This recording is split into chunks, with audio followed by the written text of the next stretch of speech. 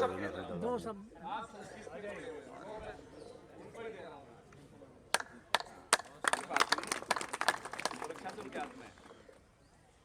मंच पर विराजमान हमारे श्रद्धाए सन्यासीगण, माननीय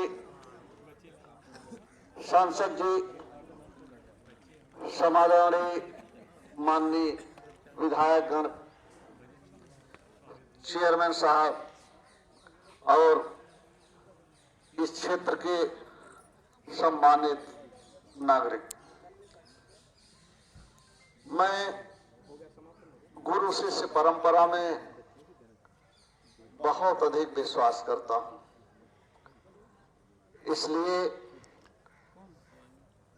महर्षि स्वामी दयानंद जी से पहले मैं उनके ब्रह्मलीन गुरुदेव दंडी स्वामी विरजानंद की स्मृतियों को सादर प्रणाम करता हूं।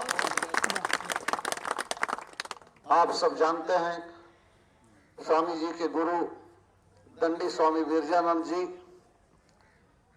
दृष्टिबाधित थे। उनको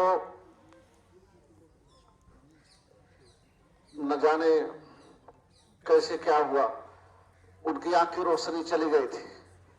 वो दृष्टि न होते हुए भी जो दिव्य दृष्टि उनमें थी, दयानंद सरस्वती जैसा शिष्य उनकी देन। ऐसे संत महापुरुष परिव्राजक ही हमारा आपका मार्गदर्शन कर सकते हैं। स्वामी दयानंद सरस्वती जी ने उस समय जबकि बहुत सारी विसंगतियां समाज में व्याप्त हो गई थी, वेदों की ओर लौटने की बात कही। उन्होंने कहा वेदों की ओर लौटो, वैदिक युग की ओर नहीं।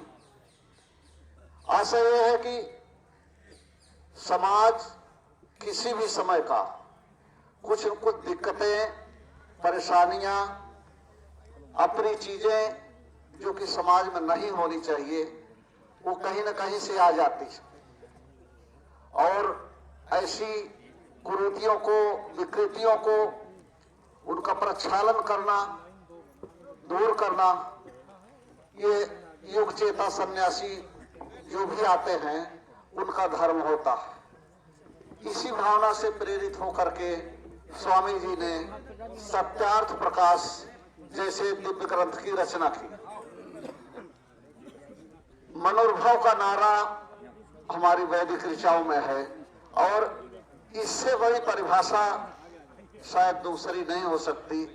इंसान होना ये बहुत कठिन काम है। इसीलिए उन्होंने ज्यादा कुछ ना कही, हमें याद दिलाया कि मनोर्भव, कि भाई मेरे पहले इंसान बन जाओ, बाकी चीजें बाद में हो जाएंगी। वो जरूरत आज भी बनी हुई है। हम आप उस प्रक्रिया में इंसान होना जो उसका वास्तविक निहितार्थ है, उस सेंस में, उस भाव में, उस पूर्णता को अभी हम प्राप्त नहीं हुए।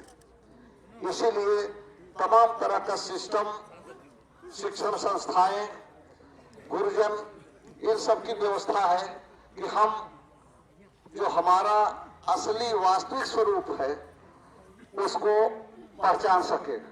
काफी विलंब हो चुका है, आप सबका स्नेह है और मैं सभा क्या दूं, प्रधान जी और हमारे संचालक महोदय मुझको संस्कृतज्ञ के रूप में परिचय कराते हैं। मुझे संकोच होता है सर कि मैं वास्तव में संस्कृतज्ञ हूं नहीं, संस्कृत मेरा विषय नहीं है।